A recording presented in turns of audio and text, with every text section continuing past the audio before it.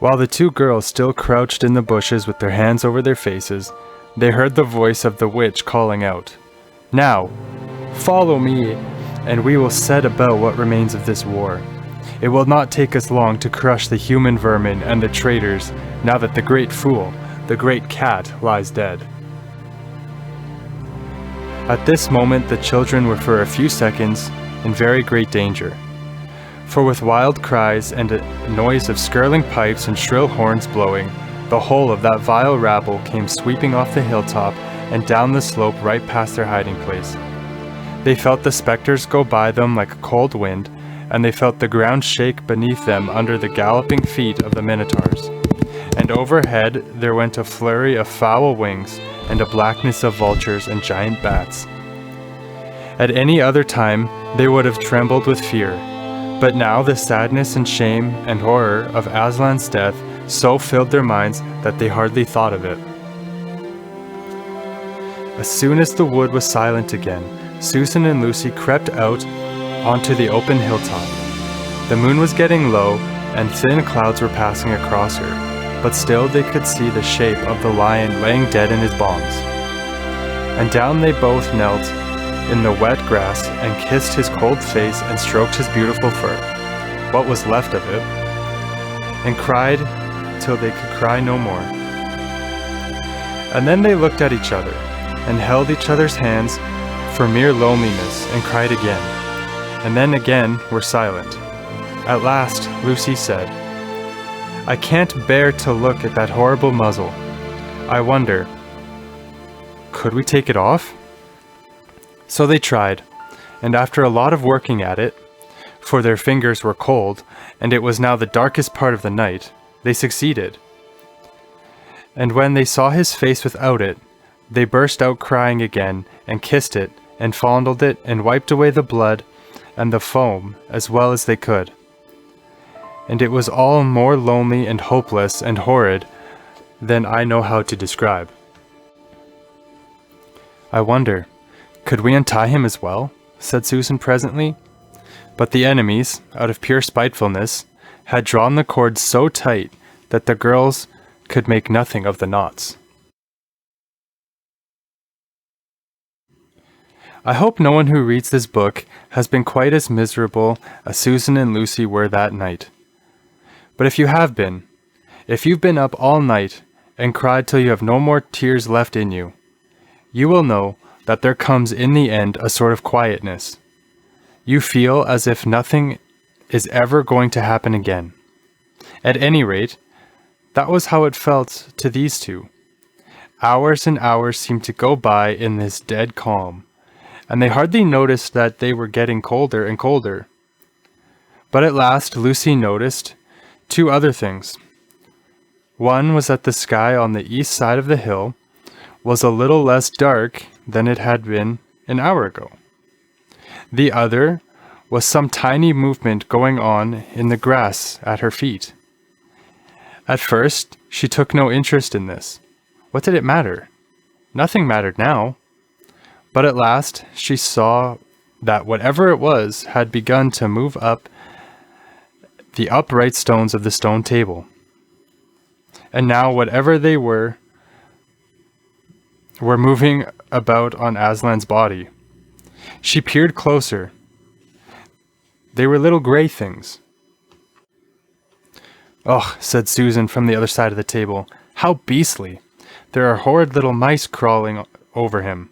Go away, you little beasts!" And she raised her hand to frighten them away. "Wait," said Lucy, who had been looking at them more closely still. "Can you see what they're doing?" Both girls bent down and stared. "I do believe," said Susan. "But how queer! They're nibbling away at the cords." "That's what I thought," said Lucy. "I think they're friendly mice. Poor little things. They don't realize he's dead. They think it'll do some good untying him." It was quite definitely lighter by now.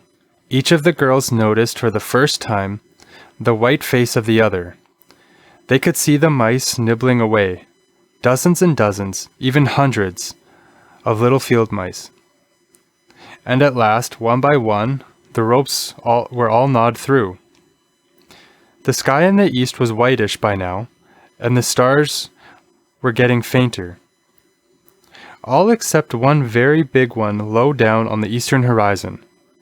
They felt colder than they had been all night. The mice crept away again. The girls cleared away the remains of the gnawed ropes. Aslan looked more like himself without them. Every moment his dead face looked nobler, as the light grew and they could see it better. In the wood behind them, a bird gave a chuckling sound. It had been so still for hours and hours that it startled them. Then another bird answered it. Soon there were birds singing all over the place. It was quite definitely early morning now, not late night. "I'm so cold," said Lucy. "So am I," said Susan. "Let's walk about a bit." They walked to the eastern edge of the hill and looked down. The one big star had almost disappeared. The country all looked dark gray. But beyond, at the very end of the world, the sea showed pale. The sky began to turn red. They walked to and fro more times than they could count, between the dead Aslan and the eastern ridge, trying to keep warm. And oh, how tired their legs felt. Then at last, they stood for a moment, looking out towards the sea and Cair Paravel, which they could now just make out.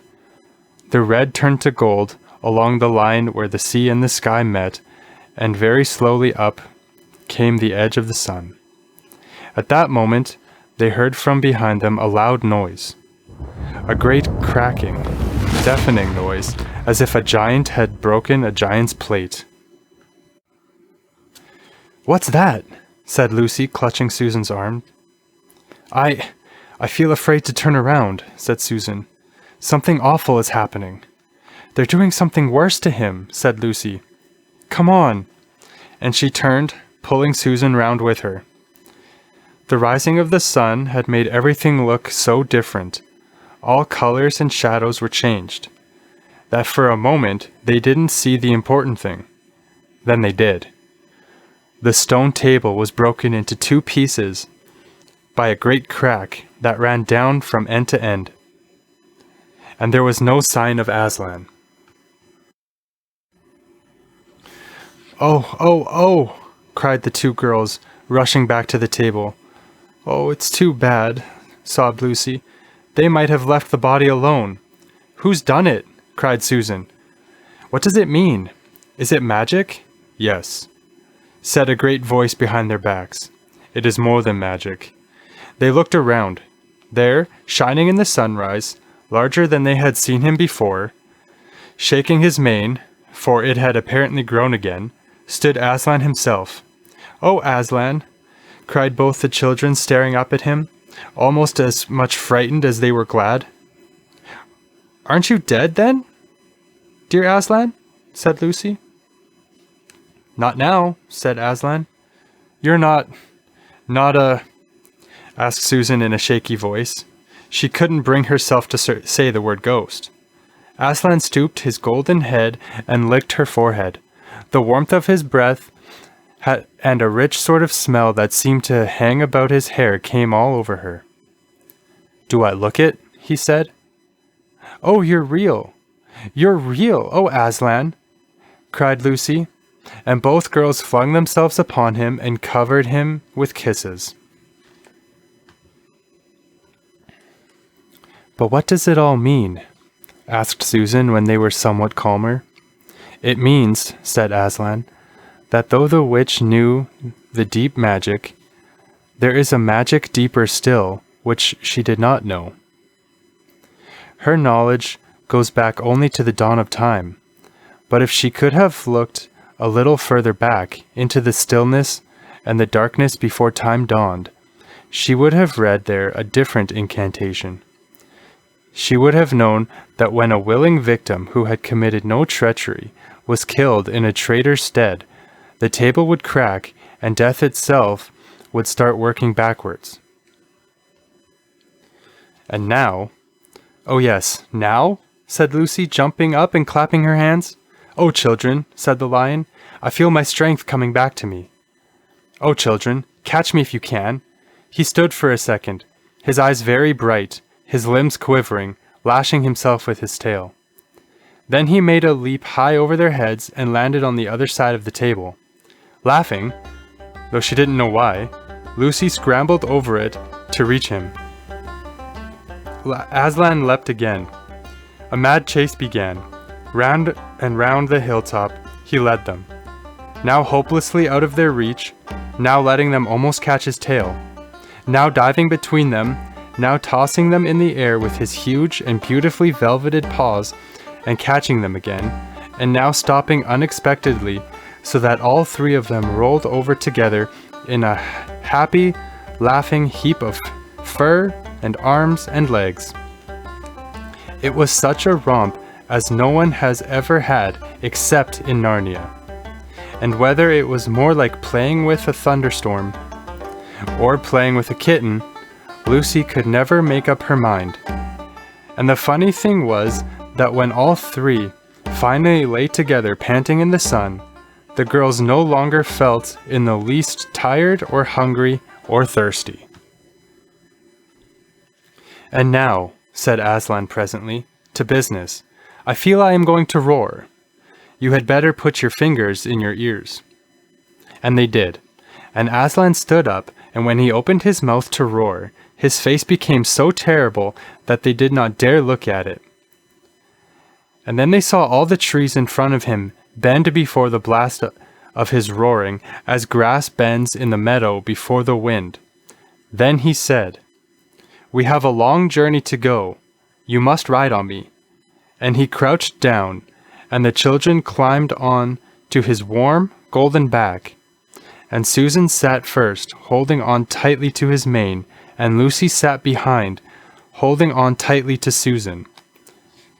And with a great heave, he rose underneath them, and then shot off, faster than any horse could go, downhill and into the thick of the forest. That ride was perhaps the most wonderful thing that happened to them in Narnia. Have you ever had a gallop on a horse? Think of that. And then take away the heavy noise of the hooves and the jingle of the bit, and imagine instead the almost noiseless padding of the great paws. Then imagine, instead of the black or gray or chestnut back of the horse, the soft roughness of golden fur, and the mane flying back in the wind. And then imagine you were going about twice as fast as the fastest racehorse. But this is a mount that doesn't need to be guided and never grows tired. He rushes on and on, never missing his footing, never hesitating, threading his way with perfect skill between tree trunks, jumping over bush and briar and the smaller streams, wading the larger, swimming the largest of all.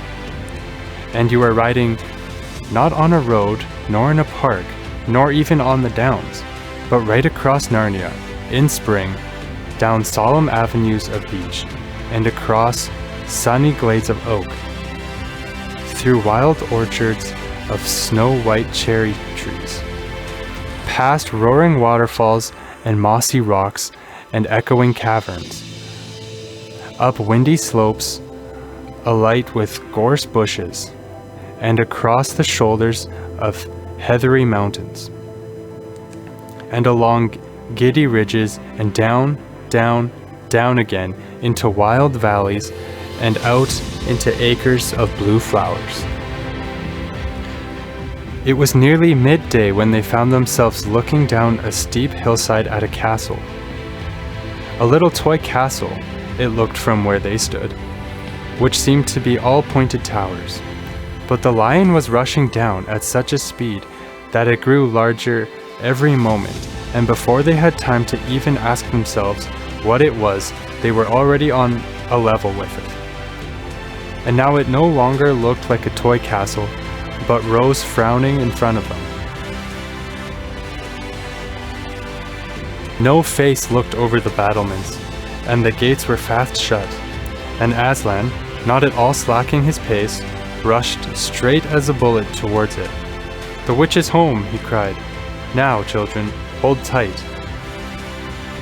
The next moment the whole world seemed to run upside down, and the children felt as if they had left their insides behind them. For the lion had gathered himself together for a greater leap than any he had yet made, and jumped, or you may call it flying rather than jumping, right over the castle wall. The two girls, breathless but unhurt, found themselves tumbling off his back in the middle of a wide stone courtyard full of statues. Hello everybody, and welcome to the first full episode of Faithful Fables. My name is Lauren, and I'm glad that you have joined me here today. And right off the bat, I just want to say I am sorry for my what I think is a poor reading of chapter 15 of The Lion, the Witch, and the Wardrobe. But I hope that you enjoyed it. This is all very new to me, and I'm getting the hang of it, so please hang in there. This will get better, I promise. But yeah, I'm excited. First full episode, and I'm glad that you're here. So basically what sparked the idea for this podcast is I have wanted to do a podcast for a long time, and I didn't know what to do, as far as topics go and whatever. So I told my friend, these are kind of the two ideas I want to do, right? I want to talk music, but I kind of also want to just have a podcast about Narnia, but there are actually some podcasts out there that are just dedicated strictly to Narnia. So I don't necessarily want to do that. So it's what do I do? And he kind of gave me the idea. It's why don't you do Christian fantasy? And that kind of sparked the idea right there where it's okay, Christian fantasy. So we could look for, and then I developed the idea just to look for and search for the Christian themes in fantasy stories. And that opened up a whole door for me. And so, welcome. This is Faithful Fables. We're starting with Narnia. So the Narnia series, the 7 books, will be season 1. And honestly, there's going to be probably multiple episodes per book. And there's a lot of lore. As I started looking into Narnia lore, it's wow, there's a lot. There's a lot here. It's not necessarily as much as Tolkien has done with Lord of the Rings, but there's a lot. And it really interests me, and I'm excited to research it and to share it with you. And so, yeah, here we go. Episode 1. So we're focusing on The Lion, the Witch, and the Wardrobe. Now, I understand some of you might be wondering, why aren't you starting with the Magician's Nephew? Well, I don't want to do this chronologically necessarily. I want to go through this series in the order that C.S. Lewis had intended it to be in. And that does not start with Magician's Nephew. And one of the biggest reasons for that is in Magician's Nephew, you meet Aslan. You know who he is. You see him create Narnia. But then if you read Lion, the Witch, and the Wardrobe next, C.S. Lewis describes it when the beavers are telling the kids about Narnia for the first time. He acknowledges that the kids knew as much about Aslan as you, the reader, do. So obviously at that point, he wrote that book first, but you're not supposed to know who Aslan is. So if you've already read Magician's Nephew, you know who he is, and that line just doesn't make sense anymore. So as I go through this season, you'll see there's multiple orders that you could read the book, but I will be taking it in a certain order, and I hope you enjoy. So the first multiple episodes will be Lion, the Witch, and the Wardrobe. And so now, anyways, that being said, I want to talk about what I read to open the podcast. So I read, as I mentioned before, I looked at and read chapter 15. And in chapter 15, Lucy and Susan actually watch the White Witch kill Aslan. And as soon as the witch and the evil creatures leave, the girls come up to the hilltop. As they're sitting with Aslan, a bunch of field mice appear, and they nibble away at the cords that bind Aslan. Which I thought was interesting, that it took hundreds of mice to do this.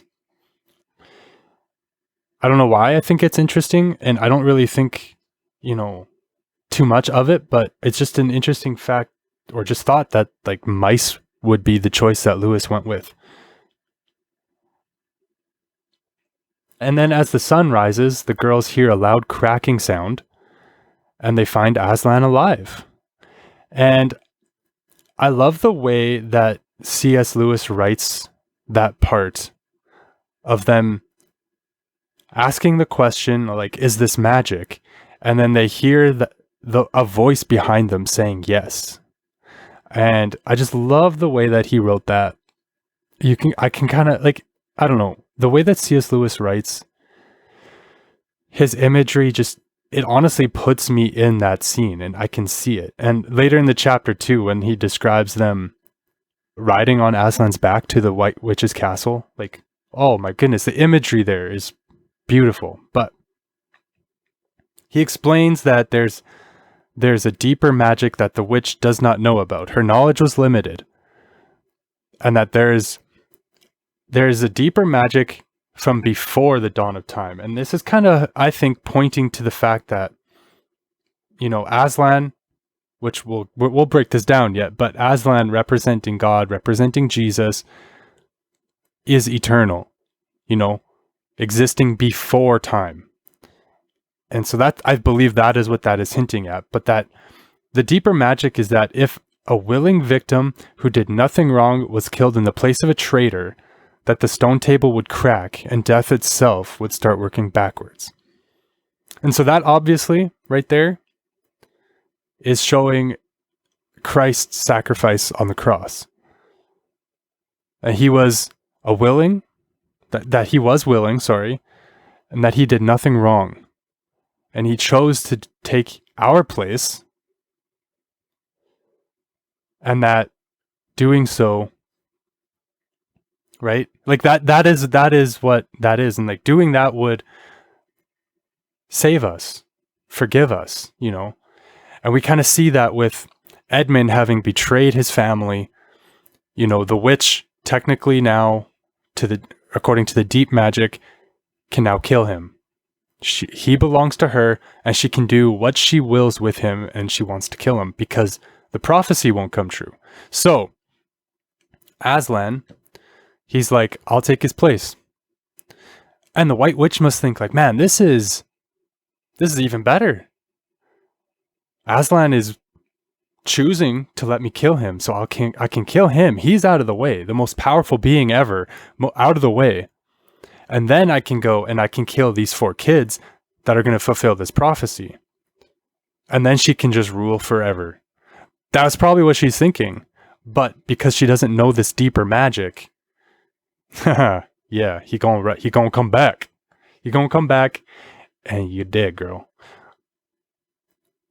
But yeah, I wanted to kind of point out something in the Bible that this reminds me of, and that is 2 Corinthians 5, verse 21, where Paul writes, "For he made him who knew no sin to be sin for us, that we might become the righteousness of God in him." And that in itself is beautiful. Like the whole gospel itself, just such a beautiful thing that I love that these stories that we're going to look at are all pointing to. And as I alluded to in the trailer, it's just like this truth that these stories are pointing to. And I think Narnia they're not shying away from it, and they're not trying to make it subtle like this, and we'll break this down, but they're being explicit with it, and I love that. And so yeah, the girls see Aslan resurrected, and it's beautiful too. Just I'm seeing, you start to see all the similarities to the gospel. That it was the girls that saw him first. And as we see in the gospels, it's the women that Jesus first appeared to. So just these similarities, it's so fascinating to actually, if you read Narnia knowing the gospel and you see these things, I don't know. It's just like, I get excited about that stuff. There's so many parallels in there. But I found it so fun how this is something the movies do not touch on. Aslan and the girls begin to run and leap, and they're playing around. It's like Aslan, he gets his strength back and he gets the zoomies, right? He gets the zoomies, he's running around, he's jumping, and the girls are chasing him, and he's like getting out of their reach, and then he like teases them, he slows down so they can almost grab his tail, and then he speeds off again, and they're just having a grand old time, and it's a really cute scene, and it's just amazing how it's described. But it kind of also just reminds me of how God wants to have that kind of relationship with us. We're like, well, obviously we're not physically running around with him or whatever, right? But like just that idea of relationship, that he wants to connect with us. But I love that Aslan begins tossing them up in the air and catching them with his paws. So imagine this massive lion, and he's got these big old paws, and he picks you up, and he throws you up in the air and catches you again. Like what? I find that funny, amazing, and also, if you put yourself in that place, terrifying. Like, this is a lion. But Lewis has a quote here in that chapter, I think kind of sums up that feeling. It was such a romp as no one has ever had except in Narnia. And whether it was more like playing with a thunderstorm or playing with a kitten, Lucy could never make up her mind. And so I hear that, I read that quote, and I just think like, yeah, like, are you playing with a thunderstorm or are you playing with a kitten? Like, because God is both. Like as far as like in power and in gentleness, like there's like a perfect mesh. And it just shows, truly shows how dangerous and loving Aslan is. But we're going to talk about that more in the next episode. The next episode is dedicated just to Aslan, and we're going to break that down so much more, and it's going to be so much fun. So stay tuned. So yeah, the girls basically, they hop on his back and they travel to the courtyard of the White Witch's castle. And as I mentioned before, like the way that this is described is beautiful. Like Lewis compares it to riding a horse, but also mentions that it would be faster than the fastest racehorse. And so I chose this chapter to start with because it points to Christ and his sacrifice, but also because of how Lewis wrote it. It's just, I don't know. I'm new to reading, okay? I'm new to books. So the fact that I just find this so fascinating, forgive me, but like I get excited about this.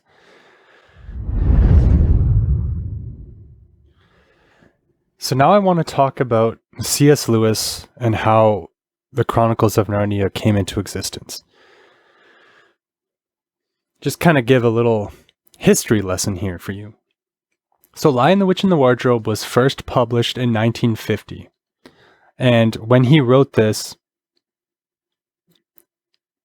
he did not have a plan to write 7 books. I know other artists out there like J.K. Rowling, who wrote Harry Potter, apparently had a plan to write that many books. And forgive me if I'm wrong on that. I definitely don't want to misquote that, but that's what I believe is the case. But yeah, C.S. Lewis had no intent to write this many books. And honestly, if you kind of just took Lion, the Witch, and the Wardrobe on its own, and he never did write any more books, it would kind of just be a satisfying book. Like, I mean, the ending kind of leaves it open, but like there is a good ending. And he wasn't ready to write the creation of Narnia, which we'll talk about more when we get to the Magician's Nephew episodes. But he wasn't ready to write that yet. Like, I feel like that'd kind of be how I would write too. Where like I would kind of develop that as I go. And I feel like that's what he did. He kind of developed it as he went, which I think is fine to do, like totally. But I found that was interesting, and I want to talk about his friendship with J.R.R. Tolkien. For those of you who don't know, Tolkien wrote The Lord of the Rings. And Tolkien and Lewis, they met each other as professors at Oxford. And they bonded over their mutual love of mythology and fairy tales. And because of this, they were part of the same literary group called the Inklings, where they shared their work with each other. Now, let me stop there. That sounds fun. Like, you meet this person, you're both professors, you're doing the same, you have the same profession, and you find that you have multiple of the same interests, and then you put a little club together, and you meet at this pub, and you share your writings, you share your creations with each other, and there's encouragement and there's motivation, and I mean, that would be so much fun. And it was then that Tolkien had been sharing his development of The Lord of the Rings, and Lewis absolutely loved it and actually encouraged Tolkien to keep writing it. There's a quote here from Tolkien where he says, "The unpayable debt that I owe to him was not influence, as it is ordinarily understood, but sheer encouragement. He was for long my only audience. Only from him did I ever get the idea that my stuff could be more than a private hobby. But for his interest and unceasing eagerness for more, I should never have brought The Lord of the Rings to a conclusion." So you hear that, Lord of the Rings fans? You can thank C.S. Lewis for this. And this is encouraging. Like, the fact that they were just encouraging of each other, and Lewis was like, "Hey, this is really good. You should keep writing more." And then Tolkien would write more, and then Lewis would be like, "Hey, I want more. Bring me more." And that's what encouraged Tolkien to finish it. And it's just, I don't know, that's a good friendship right there. That's like an iron sharpening iron type of thing too, where it's like you encourage each other to be better and to improve and keep going. And man, that's beautiful. That's friendship. Family. That's family. They also had deep talks about philosophy and theology, and it was through that Tolkien shared his faith with Lewis. Now, this is where the friendship gets taken to another level. See, Lewis was an atheist. Tolkien was a Catholic at the time, and so through these talks, Lewis went from atheist to theist, but thought religions were just myths and not true. Which is interesting because he loved mythology so much. But I guess maybe he just thought that, religion was the stories that you hear in the Bible or wherever were just mythological. I don't know. But through these talks, he went and just became kind of, I guess, under the belief that there is a God, whether it was the God Tolkien believed in or not. He did, I guess he didn't know, but then it was in September of 1931. I believe they were on a walk, and Tolkien explained that the story of Christ was not just myth, but it was also true. And this changed Lewis, and soon after he gave his life to Christ. I would love to know how that conversation went. Honestly. Sorry, I just took a sip of water there. Honestly, I'd love to know how that conversation went. It's like, he tells him that the story of Christ is not just myth, but it's true.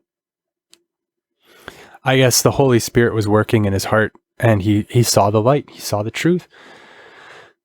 If Tolkien, so here, like if Lewis had never encouraged him to keep writing, we would have never gotten Lord of the Rings.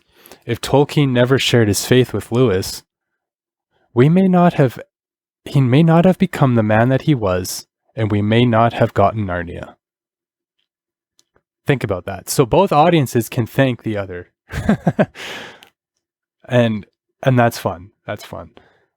So, as I mentioned before, they were kind of sharing ideas in their Inkling group meetings and whatever. And so Lewis shared the first few chapters of Narnia with Tolkien, but Tolkien was not impressed.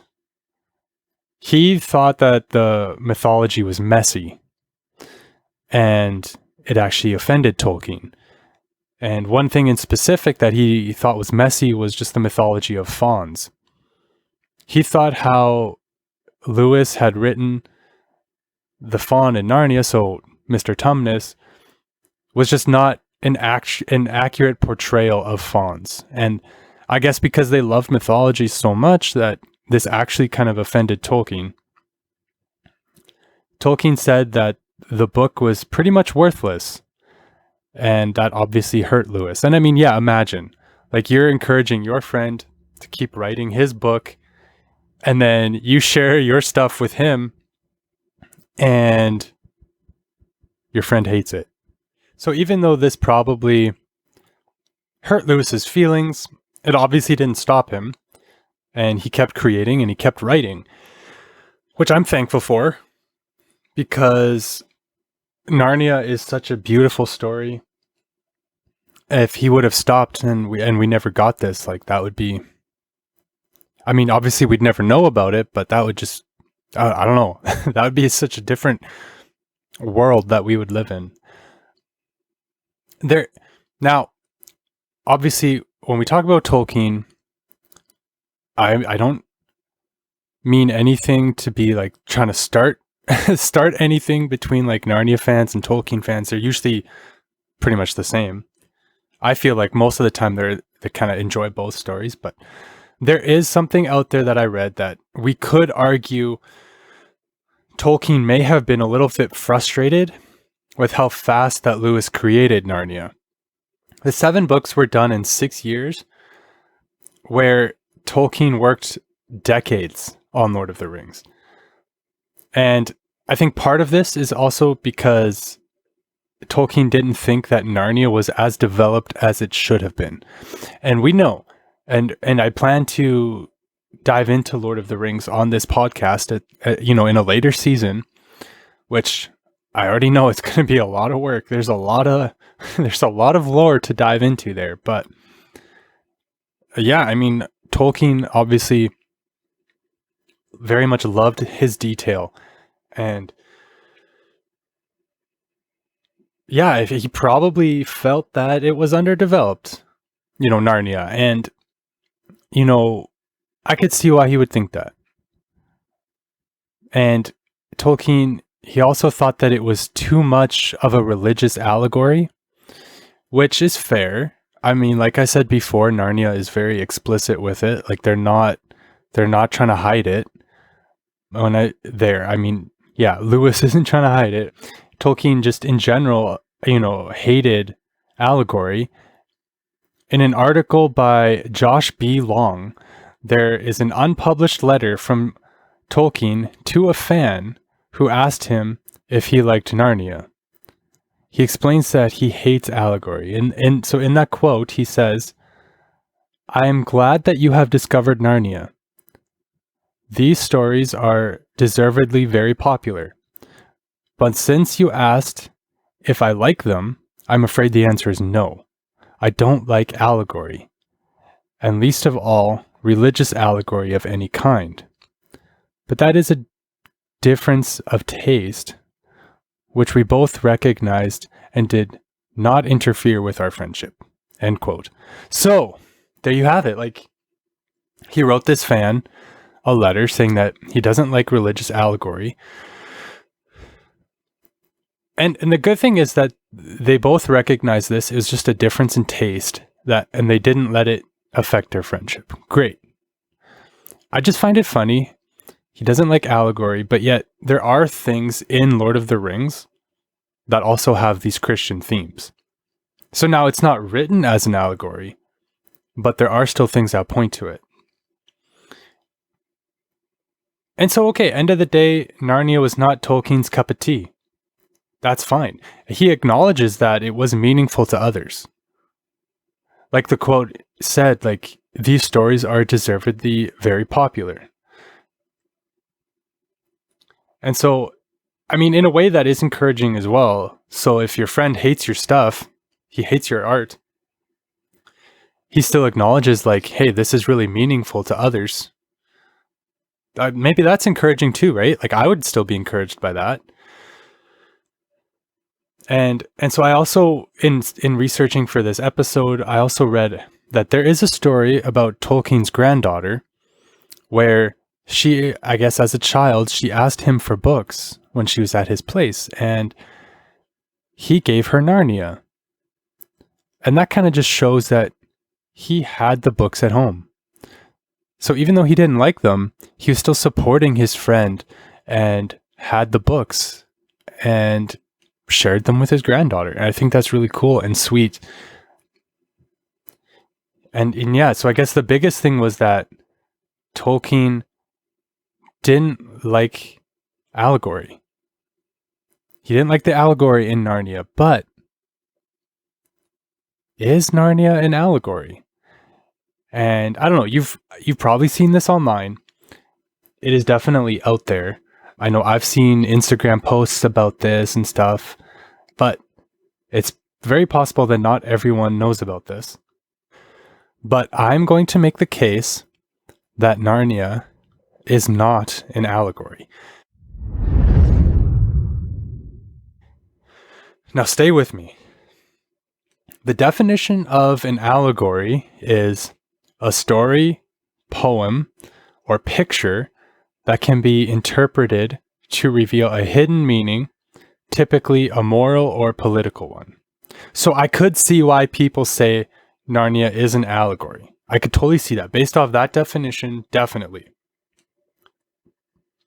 But just because Narnia has a deeper meaning to it, it doesn't mean that it's an allegory. So, C.S. Lewis even said that an allegory is intangible things that are represented by tangible things. Typically, in allegories, the characters are tied to what they represent. And this leaves very little realism and limits the characters. Okay, so let me go through that again. So, in allegories, the characters are tied to what they represent. So if a character represents one thing, they're tied to that. They do not leave what they represent. And that leaves very little realism, and it limits the characters. And I don't think we see that in Narnia. We see a lot of character development in these stories. They're not always tied to what they represent. Not fully, at least. And there are many similarities to Christianity in Narnia, as we've already talked about some, like Aslan is supposed to represent Christ. You know, Aslan is described as the son of the great emperor beyond the sea. Christ is the Son of God, right? There are prophecies of both Aslan and Jesus, and Jesus is described as a lion. Aslan is a lion. The biggest comparison is Aslan dying on the stone table. And there's some, interesting things we could dive into with the stone table. Maybe I could look into that in kind of like a bonus episode, shorter bonus episode, but the stone table I see right off the bat represents both the cross, because he died on them, and Christ died on the cross. Could also represent the tomb, like the stone rolling away stone table, like the resurrection happens there as well, right? Also the Ten Commandments. Just because the deep magic was written on the stone table, the Ten Commandments obviously were written in stone. So the biggest thing is Aslan dying on the stone table, Jesus dying on the cross, sacrificing their lives for, other people.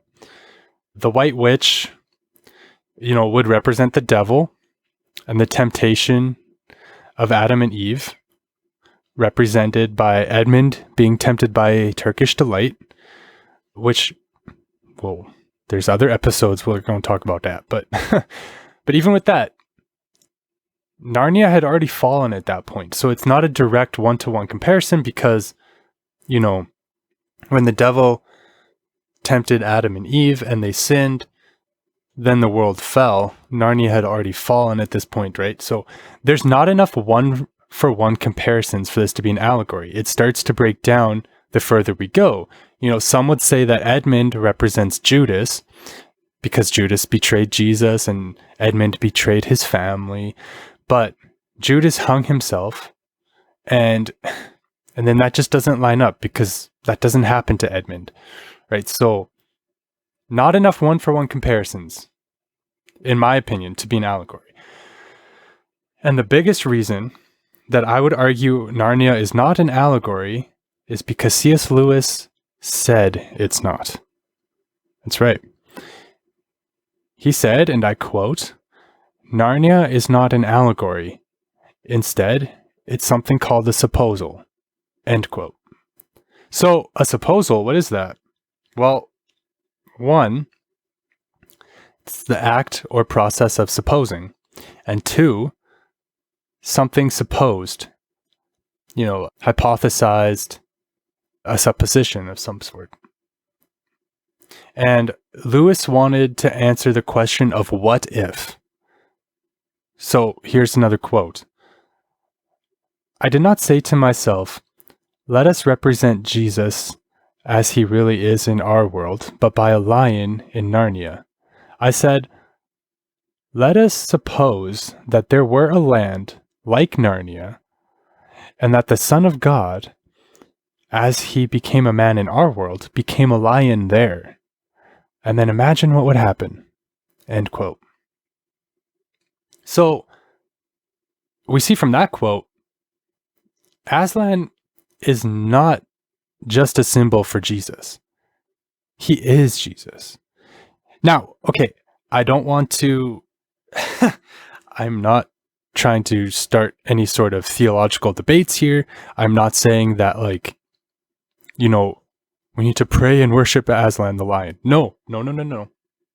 But the idea that because Narnia is written as a supposal, he's asking the question of what if. So this is just basically like, what if there was another world out there, the world being Narnia, and instead of God choosing to send his son as a man, he sent his son as a lion? That's the question he's asking. What would happen? And so, not to spoil the episode, I will do The Voyage of the Dawn Treader, but Aslan explains to Lucy, while they stand outside of Aslan's country, where he says that in her world, he goes by a different name. She must learn to know him by it. And to me, that is just plain as day. That in our world, Aslan, like in our world, his name is Jesus. In there, his name is Aslan. So Lewis couldn't write Narnia as an allegory because it wasn't how he thought about it. He even explains that it all started with pictures in his head of a fawn with an umbrella, so Mr. Tumnus, and he had dreams of a lion. And C.S. Lewis describes it like this: by supposing that by casting all these things into an imaginary world, stripping them of their stained-glassed Sunday school associations, one could make them, for the first time, appear in their real potency. Could one not steal past these watchful dragons? I thought one could. Watchful Dragons is referring to how we as humans can put resistance to new ideas that challenge our beliefs. Lewis believed in telling stories, representing truth in ways that was compelling, that could lead to a deeper understanding of faith. So, would I say Tolkien was wrong? With all the similarities, like I'd say yes. Honestly, I would say yes. He was wrong about it being an allegory. Sorry, I lost my train of thought there for a second. But yeah, I think if you go off of like just even the info I just gave you, the quotes from Lewis himself, no, it's not an allegory. And with the similarities to Christianity, it just can't be. Like, it points to the story of Christ in an all new way that is very meaningful for a lot of people. Thank you, everyone, for tuning in to the first episode of Faithful Fables. I hope you enjoyed and maybe even learned something. I had a lot of fun filming this or recording this. Recording this. And I hope that it has been beneficial and meaningful for all of you. Narnia is truly something special, and there is so much more to discover. And we're going to dive into this way deeper yet. But yeah, I just kind of wanted to give you kind of a layout of how Narnia came to be and how, C.S. Lewis's mindset when he wrote it. And that includes his friendship with Tolkien and how that influenced things and vice versa. I kind of want to just give you that as an overview. Next episode, we're going to dive into, still focused on Lion, the Witch, and the Wardrobe, but we're going to look specifically at Aslan, and we're going to look at some lore, and then we're going to look at Christian kind of themes within Aslan. And we've touched on some today, but we're going to dive deeper. And so thank you everyone for tuning in. I hope you enjoyed, and until next time, stay faithful.